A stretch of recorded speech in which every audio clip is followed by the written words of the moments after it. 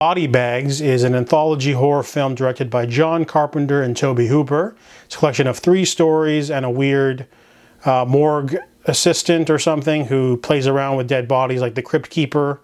So the first one's about a serial killer. A woman gets a job at a gas station where she's doing her homework, and she basically has to deal with a bunch of weirdos that show up one at a time. She's not sure, and there's like a serial killer out there preying on people.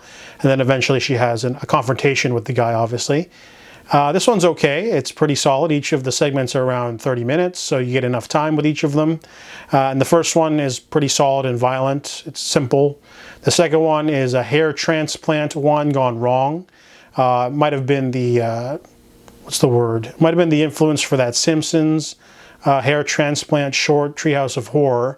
This one's got Stacy Keach in a manic role, complaining about his thinning hair. And then he gets a hair transplant and it goes disastrously wrong. It's definitely wild, but I thought that the middle segment didn't match the tone of the other 2. And the last one is 30-minute segment called The Baseball Man. And this one's got Mark Hamill. He's in a car accident where he loses an eye and he won't be able to play baseball anymore. So he gets an experimental eye transplant that lets him see something that he's not supposed to, and then he ends up getting possessed because he finds out the origins of where the eye came from. So this one's also like the body, you know, you get a transplant and then you can see something. It's very similar to the Simpsons Treehouse of Horror.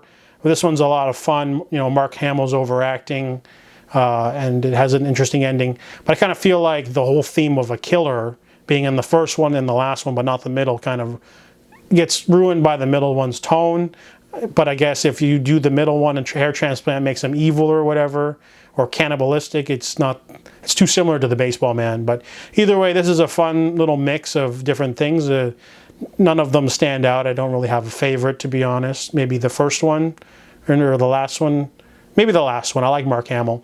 But there's some cameos in here, you know, but they don't really do much. So you know, I just watched it because, you know, John Carpenter. I give Body Bags a 6 out of 10.